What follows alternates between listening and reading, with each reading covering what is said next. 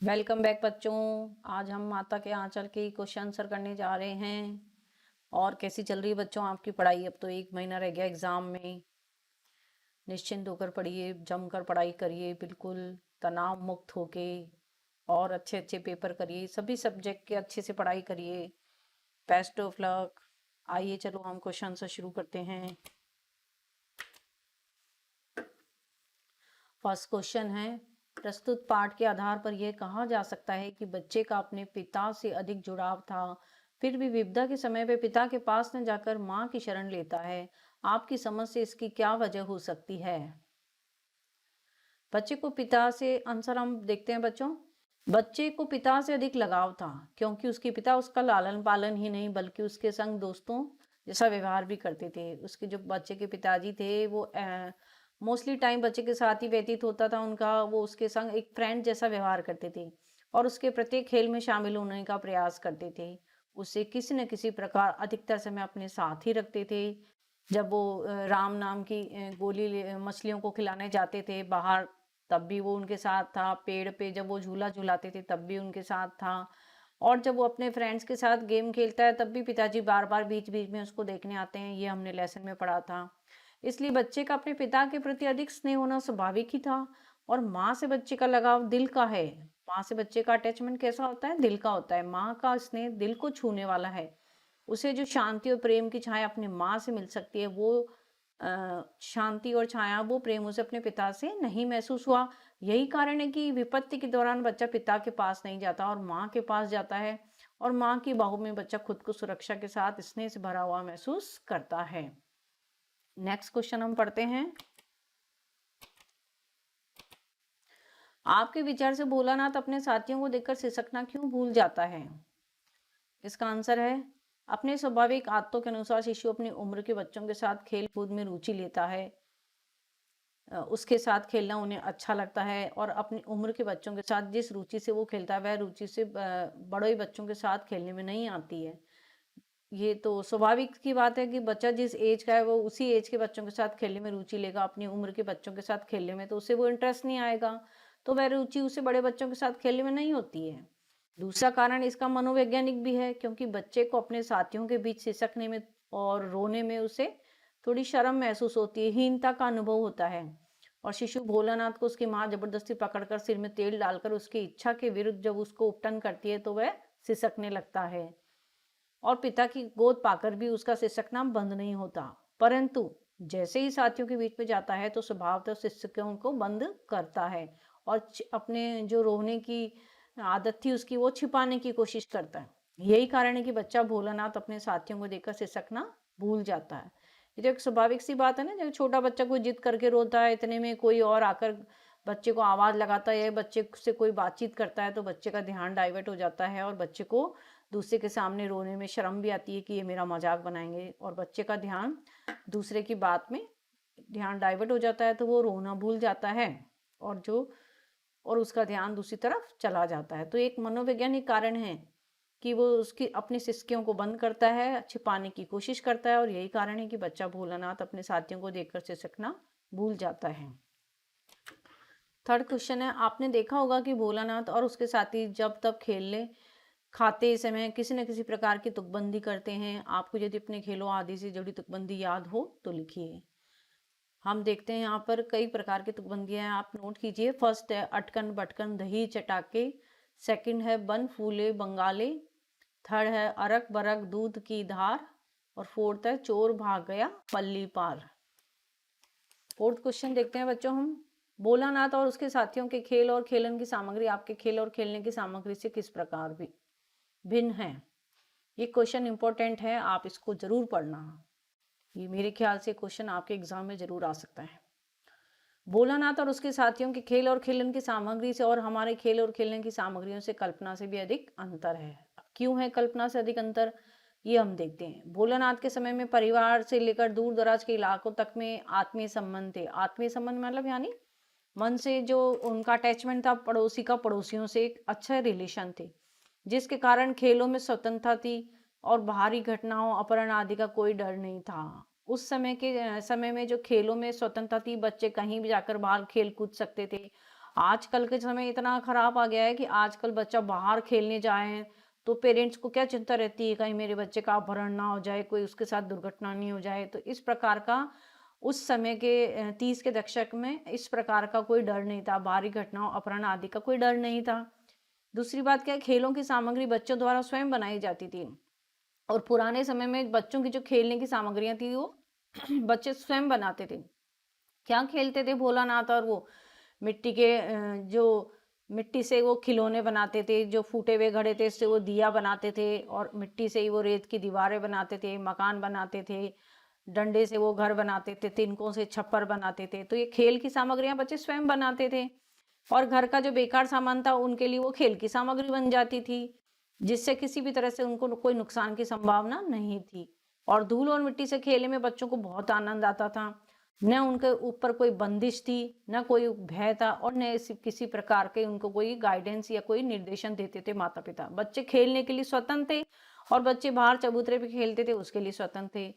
उनके ऊपर न कोई बाउंडेशन थी, न खेलने की सामग्री पे उनके कोई बंदिश थी। तो वह सब एक सामूहिक बुद्धिमत्ता की उपज थी, वह सब बच्चों की सामूहिकता की एक बुद्धिमत्ता का परिचय था। और आज क्या है, आज भोलानाथ के विपरीत खेल और खेलन की सामग्री और ऊपर से जो बड़ों की दिशा और सुरक्षा को लेकर हर समय सिर पर बच्चों के पेरेंट्स की बातें जो है वो हावी रहती है कि यहाँ मत जाओ, वहाँ मत खेलो, ऐसे मत करो, उधर मत जाओ, उधर दुर्घटना हो सकती है, उधर अपहरण होने का डर है। तो बच्चों को वो स्वतंत्रता आज महसूस नहीं होती है खेलने के लिए, जो पुराने 30 के दशक में थी।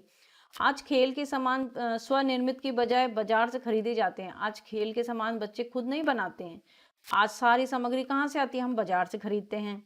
और खेलने की सीमा भी निर्धारित की जाती है, और खेलने का टाइम भी बच्चे जो बच्चों को पापा मम्मी बताते हैं कि इतने बजे खेल के आ जाना, 1 घंटे के अंदर आ जाना। इसलिए कोई स्वतंत्रता नहीं थी। इसलिए आजकल जो है बच्चों के ऊपर बहुत ही बंदिशें हैं।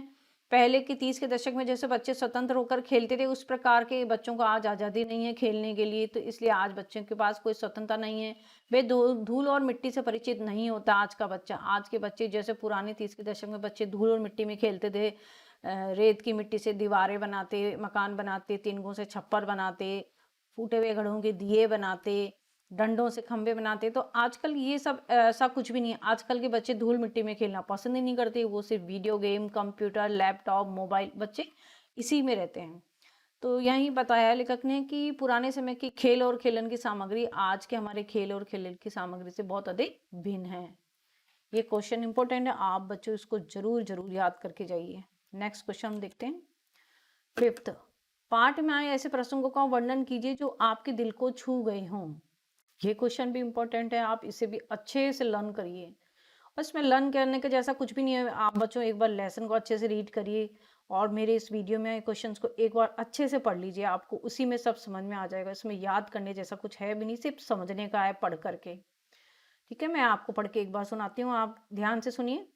पाठ के सभी प्रसंग बचपन की याद दिलाते हैं। कहानीकार के सभी प्रसंग अपने जीवन की कहानी प्रतीत होते हैं। जैसे कैसे प्रतीत होते हैं हमें जीवन कहानी के? माँ का अचानक भोलानाथ को पकड़कर तेल लगाना, उसका छटपटाना, फिर उसे कन्हैया बनाकर छोड़ना, तथा बाबूजी के साथ आकर रोना, सिसकना भूलकर सॉरी बाबूजी के साथ आकर रोना सिसकना भूलकर अपने साथियों के खेल में शामिल हो जाना।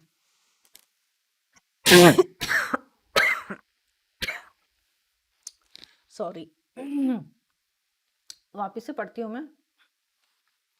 पाठ के सभी प्रसंग बचपन की याद दिलाते हैं हमें। जैसे कहानीकार के सभी प्रसंग अपने जीवन की कहानी प्रतीत होते हैं। इस कहानी में जो भी प्रसंग आए हैं, हमें भी अपने जीवन की कहानी से कुछ ऐसे ही जो है, हमें भी इसके जो प्रसंग है इस कहानी के, उससे मिलते जुलते हमें भी हमारी कहानी के जो उस समय की घटनाएं वो याद आती है। तो ये बता रहे हैं कि पहला है, माँ का अचानक भोलानाथ को पकड़कर तेल लगाना, उसका छटपटाना, फिर भी उसे कन्हैया बनाकर छोड़ना, तथा बाबूजी के साथ आकर रोना सिसकना भूलकर अपने साथियों के खेल में शामिल हो जाना। एक तो ये जो प्रसंग है ये हमारे दिल को छू गया है कि माँ बच्चे को पकड़कर जबरदस्ती उसके तेल लगाती है, फिर उसकी चोटी बनाती है, और फिर बच्चा माँ की गोद में छटपटाता है, और फिर माँ उसे कन्हैया बनाती है, कुर्ता पजामा पहनाती है, उसे सुंदर से तैयार करती है, बाबूजी के साथ आकर बच्चा फिर रोना सिसकना भूल जाता है। बाबूजी की गोद में वो रोता रोता जाता है और जैसे अपने साथियों को देखता है तो वो रोना तो भूल जाता है और अपने साथियों के साथ खेल में शामिल हो जाता है। तो ये प्रसंग हमारे मन को बहुत ही अधिक प्यारा लगता है। दूसरा है भोलानाथ और उसके साथियों का खेती करने का अभिनय करना। भोलानाथ और उसके साथी खेती करने का जो नाटक करते हैं, बीज बोते हैं, जो मिट्टी के कंकड़ होते हैं वो जमीन में डालते हैं, बीज बोने का अभिनय करते हैं। फिर वो जो फसलों में पानी डालने का अभिनय करते हैं, फिर फसल जब तैयार होती है तो उसको पैरों से रौंदने का अभिनय करते हैं। तो वो बिल्कुल एकदम ऐसा लगता है स्वाभाविक कि वो सच में ही खेती कर रहे हैं, एकदम स्वाभाविक सा लगता है वो अभिनय। और खेती की पैदावार को तोलते हैं। इस बीच बापूजी का आना और सारी राशि को छोड़कर हंसते हुए वहां से भाग जाना, बटोइयों को देखते रह जाने का प्रसंग दिल को छू जाता है। बटोइयों मतलब जो रास्ते में उस समय वहां से गुजरते हैं वो पथिक, पथिक जो उस प्रसंग वो बच्चों के अभिनय को देखते रह जाने का ये जो प्रसंग है वो हमारे दिल को बहुत ही अधिक छू जाता है, हमें बहुत ही प्रिय लगता है बच्चों का यह अभिनय। तीसरा है भोलानाथ और उसके साथियों का टीले पर चूहे का बिल देख पानी उलीचना। जब भोलानाथ और उसके साथी टीले पर चढ़कर चूहे का बिल देखते हैं और फिर चूहे के बिल में जब पानी भर जाता है तो पानी उलीचते हैं, पानी को बाहर निकालते हैं। बिल से चूहे की जगह सांप का निकल जाना, फिर तो बच्चों का डरना और इधर उधर कांटों में भागना। भोलानाथ की का माँ के आंचल में डर कर छुप जाना और सिसकना और माँ की चिंता बन जाना, और भोलानाथ को लहूलुहान होकर देखकर माँ की चिंता का बढ़ जाना। और फिर माँ हल्दी लगाकर हल्दी लेके आती बच्चे को लगाती है और पिताजी के बुलाने पर भी माँ की गोद को वह नहीं छोड़ता। ये सभी जो दृश्य है वो मर्मस्पर्शी दृश्य को दर्शाता है। ये सभी दृश्य हमारे हृदय को छूने वाले हैं। नेक्स्ट क्वेश्चन है सिक्स्थ। इस उपन्यास अंश में 30 के दशक की ग्राम्य संस्कृति का चित्रण है।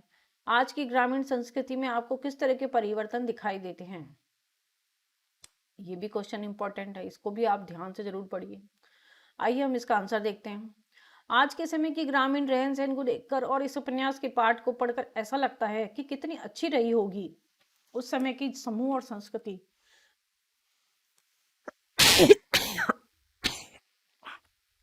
सॉरी बच्चों, आज खांसी ज्यादा आ गई। सॉरी। वापिस से पढ़ती हूँ मैं। आज के समय की ग्रामीण रहन सहन को देखकर इस उपन्यास के पाठ को पढ़कर ऐसा लगता है कि कितनी अच्छी रही होगी वह समूह संस्कृति जो आपसी स्नेह और समूह में रहने का हमें बोध कराती है। उस समय में कैसे परिवार एक दूसरे से मिलजुल कर रहते थे, बच्चे कैसे समूह बनाकर खेलते थे, ये सब हमें बोध कराती है ये लेसन। आजकल इस प्रकार के दृश्य दिखना बहुत मुश्किल है। आजकल इस प्रकार के दृश्य हमें बहुत कम दिखाई देते हैं। पुरुषों की भी समूह में कार्य करने की प्रथा समाप्त हो गई है। अतः सभी अभी के जो ग्रामीण संस्कृति में आई परिवर्तन के कारण वे सभी मनमोहक दृश्य नहीं दिखाई देते हैं जो 30 के दशक में रहे होंगे। कहने का मतलब ये है कि जो ग्रामीण परिवेश पहले का था और आज का जो ग्रामीण परिवेश है, पहले के समय में जो बच्चे हैं आपस में समूह बनाकर खेलते थे और जो परिवारों में आपसी अटैचमेंट अच्छा था, पड़ोसियों के साथ मिलकर एक काम करने की प्रथा थी, वो आज हमें नहीं दिखाई देती। आज हर इंसान का अपना अलग रोजगार है, अलग कार्य है और आज के बच्चे जो हैं पहले की तरह समूह बनाकर कम खेलते हैं। आजकल के बच्चे वीडियो गेम, मोबाइल, कंप्यूटर इसी में ज़्यादा लगे रहते हैं। तो पहले की तरह समूह बनाकर बच्चों का खेलने को हमें ये मनमोहक दृश्य आज हमें दिखाई नहीं देता है जो कि 30 के दशक में हमें देखने को मिलता था। दूसरा है आज घर बहुत छोटे हो गए हैं, घरों के आगे बनाए जाने वाले चबूतरों का जो प्रचलन था वह सब समाप्त हो गया है और पहले की जैसे जो है संयुक्त परिवार हमें देखने को नहीं मिलते हैं। पहले जो जॉइंट फैमिली में रहते थे, जैसे पापा के भाई की फैमिली सब साथ में रहते थे। जैसे कोई 5 भाई है तो पांचों भाई मिलके एक साथ रहते थे, पांचों भाइयों के बच्चे। तो जॉइंट फैमिली में जो रहते थे उसका एक मजा ही अलग था, वो आज हमें देखने को नहीं मिलता है। आज तो सिंपल एक फैमिली एक अलग अलग रहने लगी है सब, और घर बहुत आज छोटे हो गए हैं और घरों के आगे जो चबूतरे बनाए जाते थे गांवों में वो प्रथा आज हमें देखने को नहीं मिलती है। आज तो जो डिब्बे की जैसे घर हो गए हैं, फ्लैटों तक बच्चे सिमट के रह गए हैं और जो घरों के आगे चबूतरे थे वो आज प्रचलन हमें दिखाई नहीं देता, वह अब सब समाप्त हो गया है। आजकल के तो अपार्टमेंट्स, फ्लैट्स यही हमें दिखाई देते हैं। पहले की तरह का जो माहौल है गांव का वो हमें दिखाई नहीं देता है। तीसरा है आज परिवारों में एकल संस्कृति ने जन्म ले लिया जिसमें समूह में बच्चे अब दिखाई नहीं देती। वही बात है कि आजकल के परिवार अलग-अलग रहते हैं, संयुक्त होकर नहीं रहते हैं। सभी अकेले रहना पसंद करते हैं। जॉइंट फैमिली आजकल के बच्चे भी पसंद नहीं करते हैं, तो आजकल के बड़े भी पसंद नहीं करते हैं। उन्हें ऐसा लगता है कि जॉइंट फैमिली में रहना एक बंदिश है हमारे लिए, कि बड़े हमें टोकेंगे कि इस तरह मत करो, उस तरह मत करो। तो एक बंदिश सा लगता है आजकल के परिवारों में। जॉइंट फैमिली को वो इम्पोर्टेंस नहीं दी जाती जो कि पुराने ज़माने में थी। इसलिए जॉइंट फैमिलियाँ ख़त्म हो गई है, तो बच्चे भी अब समूह में खेलने को नहीं देखने को मिलते हैं। पहले के बच्चे जॉइंट फैमिली में रहते थे, तो जॉइंट फैमिली में सभी बच्चे समूह बनाकर खेलते थे। 10-10 बच्चे एक साथ सितोलिया खेलते थे, पकड़म पकड़ाई खेलते थे, खो-खो खेलते थे, जो भी खेलते थे वो आज हमें देखने को नहीं मिलता। आजकल तो एकल संस्कृति ने जन्म ले लिया है, एक परिवार साथ में रहते हैं, जिससे बच्चे भी अब हमें समूह में खेलते हुए दिखाई नहीं देते। चौथा है, आज बच्चों के खेलने की सामग्री और खेल बदल चुके हैं। खेल खर्चीले खेल हो गए हैं। जो परिवार खर्च नहीं कर पाते हैं, वे हीन भावना से बच्चों को बचाने के लिए समूह में जाने से रोकते हैं। आज तो बच्चों के खेल भी बदल चुके हैं, तो खेलने की सामग्रियां भी बदल चुकी है। पहले के बच्चे तो घर के वेस्ट मटेरियल से ही खेल के खुश हो जाते थे। किससे खेलते थे वो? जैसे झूठ मूठ के मिट्टी के खिलौने बना के खेलते थे, घर घर खेलते थे। जो माचिस की जो पेटियां थी उसके किवाड़ बनते थे, रेत की दीवारें बनती थी, रेत की मिट्टी के ढेले से वो मेड बनाते थे। कंकड़ को बीज का काम करके वो खेती का अभिनय करते थे। छप्पर बनाते थे वो तीलियों से, तिनकों से। और आज तो वो सब हमें देखने को नहीं मिलता। आज तो बच्चों के खेल बदल गए हैं, तो उनके खेलने की सामग्रियां भी बदल गई है। और जो परिवार बच्चों के लिए, और आजकल के खेल जो है वो खर्चीले हो गए हैं। आजकल बच्चे स्टेडियम ज्वाइन करते हैं, बास्केटबॉल और ये सब खेलते हैं। वहाँ पर जो खिलाने वाले सर होते हैं वो फीस लेते हैं मोटी मोटी, जो परिवार बच्चों को नहीं भेज पाते हैं। जो परिवार बच्चों के खेल पर खर्च नहीं कर पाते हैं, तो वो हीन भावना से बच्चों को बचाने के लिए उन्हें समूह में जाने से रोकते हैं। फिफ्थ है, आजकल के नए जमाने के लोग बच्चों को धूल मिट्टी से बचाना चाहते हैं। ये भी बिल्कुल स्वाभाविक है। पहले के जो पुराने समय के जो बच्चे थे वो धूल मिट्टी में खेल के बड़े होते थे, खुश रहते थे। और आजकल के जमाने के लोग बच्चों को धूल मिट्टी में खेलने ही नहीं जाने देते। बच्चे धूल मिट्टी से परिचित ही नहीं है आज के बच्चे। छठा है, आजकल घरों के बाहर ज्यादातर मैदान भी नहीं रहे, और आजकल के बच्चे फ्लैटों में रहते हैं। घरों के बाहर आज बच्चों को खेलने के लिए जगह ही नहीं मिलती है। जरा जरा सी सकड़ी गलियां होती है, तो वहां बच्चे खेल ही नहीं पाते हैं। ये भी एक बहुत बड़ी बच्चों के लिए जो है बच्चों के लिए मैदानों की कमी है। ये भी बच्चों के लिए एक बहुत ही दुख भरी बात है कि बच्चों को खेलने के लिए स्पेस नहीं मिलती, उन्हें मैदान नहीं मिलते हैं। और लोग अब छोटे से डिब्बों के समान घरों में रहते हैं, छोटे से फ्लैट में रहते हैं, अपार्टमेंट्स में रहते हैं, तो वहाँ बच्चों को खेलने के लिए वो मैदान नहीं मिलता, बच्चों को खेलने का वातावरण नहीं मिलता। तो ये भी बच्चों के लिए एक बहुत ही शर्मनाक वाली बात है। नेक्स्ट क्वेश्चन हम पढ़ते हैं। पाठ पढ़ते पढ़ते आपको भी अपने माता पिता का लाड प्यार याद आ रहा होगा। अपनी इन भावनाओं को डायरी में अंकित कीजिए। बड़ी प्यारा क्वेश्चन है ये। आइए हम इसका आंसर देखते हैं। आदरणीय पिता या माता जी यद्यपि दोनों ही आज साथ नहीं हैं, फिर भी उनके बीच हमें बचपन की कुछ घटनाएं बहुत याद आ जाती हैं। बचपन में कुएं की रहट पर खेलते हुए रहट के चक्कर में सिर फंसकर फट गया था। रहट मतलब कुएं की जो किनारी मेड होती है ना, उस पे जो रस्सी लगी रहती है, उसके बारे में बता रहे हैं यहाँ कि बचपन में कुएं की रहट पर खेलते हुए कुएं के चारों जो वो चक्कर में मेरा सिर फंस गया था उस रस्सी में। तो उस रस्सी में सिर फंसकर मेरा सिर फट गया था, मेरे सिर में चोट आ गई थी और मैं रो रहा था, सारा शरीर खून से लथपथ हो गया था। तभी पिताजी ने अपनी धोती फाड़कर मेरा सिर बांध कंधे पर बैठाकर घेर कर मुझे तभी पिताजी ने अपनी धोती फाड़कर मेरा सिर बांध कंधे पर बैठाकर घेर से डॉक्टर के पास ले गए। कुएं के वहां से मुझे सीधे कहाँ ले गए पिताजी? डॉक्टर के पास ले गए, और वहां जाकर उन्होंने मेरी मरहम पट्टी कराकर दवा दिलवाई और मेरे ठीक होने तक मेरे साथ रहकर मेरी सभी जरूरत का ध्यान रखा। तो वो बचपन का जो ये घटना है वो मुझे आज भी याद आती है कि कैसे पिताजी ने मेरा ध्यान रखा, मेरे मरहम पट्टी कराई, मुझे चुप करा के मुझे डॉक्टर के पास ले गए।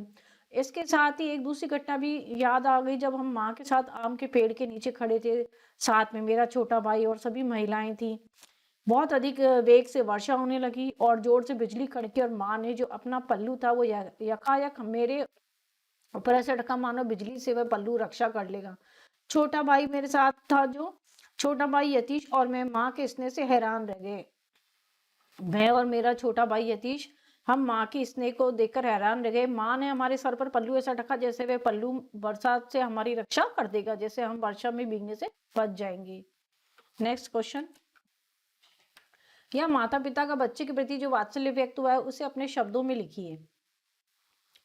देखते हैं हम इसका आंसर। पिताजी का अपने साथ शिशु को भी नहला धुलाकर पूजा में बैठा लेना, माथे पर बबूट लगाना, फिर कागज में राम राम लिखकर आटे की गोलियां बनाना, उसके बाद लेखक को कंधे पर बैठाकर गंगा जी तक ले जाना और वापस आते समय पेड़ पर बैठाकर बच्चे को झूला झूलाना, यह सब कितना ही सुंदर दृश्य उत्पन्न करता है। लेखक का अपने पिताजी के साथ कुश्ती लड़ना, पिताजी का बच्चे के गालों में चुम्मा लेना, बच्चे के द्वारा मूंछें पकड़ने पर पिताजी का बनावटी रोना रोने का नाटक करना और शिशु का उस पर हंस पड़ना, ये सब अत्यंत बहुत ही जीवंत लगता है, बहुत ही स्वाभाविक वर्णन लगता है। पढ़ते हैं तो ये दृश्य हमारे मन को छू जाता है। और माँ के द्वारा गोरस भात, तोता मैना आदि के नाम पर खिलाना, उबटना, माँ जो तेल लगाती है पकड़कर बच्चे को, फिर कन्हैया बनाती है, उसे रिबन बांधकर चोटी बनाती है और शिशु का श्रृंगार करती है माँ, और शिशु का सिसक सिसक कर रोना, बच्चों की टोली को खेलते देखकर सिसकना बंद कर तरह तरह के खेल खेलना, और फिर मूसन तिवारी को बच्चे जो चिढ़ाते हैं वो दृश्य भी हमारे हृदय को बहुत ही मनस्पर्शी लगता है। ये सभी अद्भुत दृश्य पाठ में लेखक ने उभारे गए हैं और ये सभी दृश्य अपने शैशव अवस्था की याद दिलाते हैं, अर्थात ये सभी दृश्य हमें भी अपने बचपन की कोई कोई बातों की, कोई कोई घटनाओं की याद दिलाते हैं। नेक्स्ट क्वेश्चन, माता का आंचल शीर्षक की उपयुक्तता बताते हुए कोई अन्य शीर्षक सुझाएं। ये भी इंपॉर्टेंट क्वेश्चन है, इसको भी आप अच्छे से पढ़कर अच्छे से समझ कर जाइए, आ सकता है ये क्वेश्चन। भोलानाथ का अधिकांश समय पिता के समीप में बीतता है। भोलानाथ का अधिकांश समय किसके साथ बीतता है? अपने पिताजी के साथ व्यतीत होता है उसका अधिकतर समय। प्रातः उठकर बच्चा नहलाना धुलाना, पूजा में बैठाना। भोलानाथ को पिताजी प्रातः उठकर नहलाते हैं धुलाते हैं, पूजा में अपने साथ बिठाते हैं, गंगा तक कंधे पर ले जाते हैं, यहाँ तक बच्चे के हर खेल में खेल के अंत में शिशु के साथ पिता की उपस्थिति रही है। बच्चे को वो जो मछलियों को आटे की गोलियां खिलाते हैं तब भी भोलानाथ उनके कंधे पर बैठ कर जाता है। तो बच्चे के हर खेल में और खेल के अंत तक पिताजी के उपस्थिति बच्चे के साथ दिखाई गई है। और ऐसा लगता है कि पिता भोलानाथ का संबंध शिशु से व्यक्ति और छाया का है। कहने का मतलब है कि भोलानाथ और पिता का संबंध यहाँ ऐसा लग रहा है जैसे व्यक्ति के साथ छाया का संबंध होता है, अर्थात बच्चे का पिताजी के साथ हर समय साथ रहना। यही दिखाया है कि पिताजी के हर खेल में, पिताजी जो भोलानाथ के हर खेल में उसके साथ रहते हैं। और भोलानाथ का माँ के साथ संबंध दूध पीने तक का रह गया है। अंत में सांप से डरा हुआ बालक भोलानाथ पिता को हुक्का गुड़गुड़ाता हुआ पहले देखकर भी माता की शरण में जाता है। और अंत में क्या दिखाते हैं कि बच्चा जब सांप को देखकर डर जाता है तो वो भागते हुए अंदर आता है अपने घर के अंदर, तो वहां उसको पहले कौन दिखता है? भोलानाथ पिता अपने पिता को हुक्का गुड़गुड़ाते हुए देख के भी, उनको पिताजी को देखकर भी अनदेखा करके वो कहाँ जाते हैं? माता की शरण में जाते हैं। तो माता की शरण में जाता है बच्चा उस समय और अद्भुत रक्षा और शांति का अनुभव करता है। और जो भोलानाथ है वो माँ की गोद में जाकर एक अद्भुत सुरक्षित महसूस करता है, अपने को सुरक्षित और सेफ महसूस करता है। और गोद में, माँ की गोद में जाकर बच्चे को बहुत ही शांति का अनुभव होता है। उसे ऐसा लगता है कि अब माँ की गोद मुझे मिल गई तो मेरा सारा भय दूर हो गया और मेरी सारी जो चोट है उसका दर्द भी कम हो गया। तो यहाँ भोलानाथ पिता को अनदेखा कर देता है, जबकि अधिकांश समय पिता के सानिध्य में ही रहता है वो। और इस आधार पर माता का आंचल सटीक शीर्षक है। इसके दूसरे और भी शीर्षक हो सकते हैं, जैसे माता पिता का सानिध्य, फर्स्ट, सेकंड है बचपन के विदिन, और थर्ड है बचपन की मधुर स्मृतियां। नेक्स्ट क्वेश्चन, बच्चे माता पिता के प्रति अपने प्रेम को कैसे अभिव्यक्त करते हैं? आइए हम देखते हैं। पहला है, शिशु की जिद में भी प्रेम का प्रकटीकरण है। बच्चे होते हैं ना जो पिताजी से माताजी से जिद करते हैं कि नहीं मुझे तो यही खिलौना चाहिए, तो बच्चे जब इस प्रकार की जिद करते हैं तो वो भी एक प्रकार के उनका अपने पेरेंट्स के प्रति प्रेम ही दिखाई देता है उस जिद में भी। दूसरा है, शिशु और माता पिता के सानिध्य में यह स्पष्ट करना कठिन होता है कि माता पिता का स्नेह शिशु के प्रति है या शिशु का माता पिता के प्रति। दोनों ही प्रेम के संपूरक होते हैं। अर्थात कहने का मतलब यह है कि शिशु और माता पिता के सानिध्य में यह स्पष्ट करना कभी कभी कठिन हो जाता है कि यहाँ माता पिता का प्रेम बच्चे के प्रति दिखाई दे रहा है या एक बच्चे का माता पिता के प्रति प्रेम दिखाई दे रहा है, क्योंकि दोनों ही का प्रेम एक दूसरे के प्रति पूरक है। माता पिता भी अपने बच्चे से पूरा प्यार करते हैं तो बच्चे भी अपने मम्मा पापा से पूरा प्यार करते हैं। तो दोनों ही का प्रेम एक दूसरे के लिए पूरक है। तीसरा है शिशु की मुस्कुराहट। शिशु को उनकी गोद में जाने की ललक, उनके साथ विविध क्रीड़ाएं करके अपने प्रेम के प्रकटीकरण करते हैं। भोलानाथ की जो मुस्कुराहट है, और वो अपने पिताजी की गोद में जो जाते हैं, उनके कंधे पे बैठ के झूला झूलते हैं और फिर तरह तरह के खेल खेलते हैं पिताजी के साथ। पिताजी उसको कभी कहते हैं खट्टा चुम्मा देना, कभी मीठा चुम्मा देना। तो ये जो विविध खेल खेलते हैं वो अपने पिताजी के साथ, तो ये सब भी उनके प्रेम के प्रकटीकरण ही हमें लगते हैं। फोर्थ है माता पिता की गोद में जाने के लिए मचलना उसका प्रेम ही होता है। और बच्चे का जब माता पिता की गोद में जाने के लिए बच्चा जब मचलता है तो वो भी बच्चे का माता पिता के प्रेम ही, माता पिता के प्रति प्रेम ही उससे प्रकट होता है। फिफ्थ है इस प्रकार माता और पिता के प्रति बच्चे के प्रेम को शब्दों में व्यक्त करना बहुत ही मुश्किल है। तो बिल्कुल सही बात है। एक बच्चे का पेरेंट्स के प्रति जो प्रेम होता है उसे हम अनुभव कर सकते हैं, उसे हम शब्दों में व्यक्त कर पाना हमारे लिए बहुत ही मुश्किल होता है, उसे हम फील कर सकते हैं। Next question. इस पार्ट में बच्चों की जो दुनिया रची गई है वह आपके बचपन की दुनिया से किस तरह भिन्न है। इस पार्ट में बच्चों की जो दुनिया रची गई है उसकी पृष्ठभूमि पूर्णतया ग्रामीण जीवन पर आधारित है। पार्ट में 30 या 40 के दशक के आसपास का जो वर्णन है, ग्रामीण परिवेश में चारों ओर उगी फसलें, उनके दूध भरे दाने, चुगती चिड़िया, बच्चों द्वारा उन्हें पकड़ने का प्रयास करना, उन्हें उड़ाना, माता द्वारा बलपूर्वक बच्चे को तेल लगाना, फिर बच्चे की चोटी बांधना, काजल लगाकर कन्हैया बनाना, साथियों के साथ मस्तीपूर्वक खेलना, आम के बगीचे में बारिश में भीगना, उस बारिश में बिच्छुओं का निकलना, और फिर मूसन तिवारी को जो बच्चे चिढ़ाते हैं वह दृश्य, चूहे के बिल में पानी डालने पर सांप का निकल आना, सब कुछ हमारे बचपन से पूर्णतया भिन्न है। आज 3 वर्ष की उम्र में होते ही बच्चों को क्या कर दिया जाता है, नर्सरी या प्रीपेरेटरी कक्षाओं में बच्चों को एडमिट करा दिया जाता है। उनके खेलों के सभी सामान जो है वो दुकानों से खरीदे गए होते हैं और बच्चे cricket, volleyball, computer game, video game, ludo आदि खेलते रहते हैं। बच्चे पहले जैसे ग्रामीण बच्चे जो समूह में बनाकर खेलते थे घरों की सामग्री से, वेस्ट मटेरियल से, उस तरह के गेम आजकल कहाँ खेलते हैं बच्चे। तो आजकल computer game, mobile, video game, ludo इसी में खेलते हैं, इसी में बिजी रहते हैं। और जिस धूल में खेलकर ग्रामीण बच्चे बड़े होते हैं तथा मजबूत बनते हैं उसे इन बच्चों का कोई लेना देना ही नहीं होता है।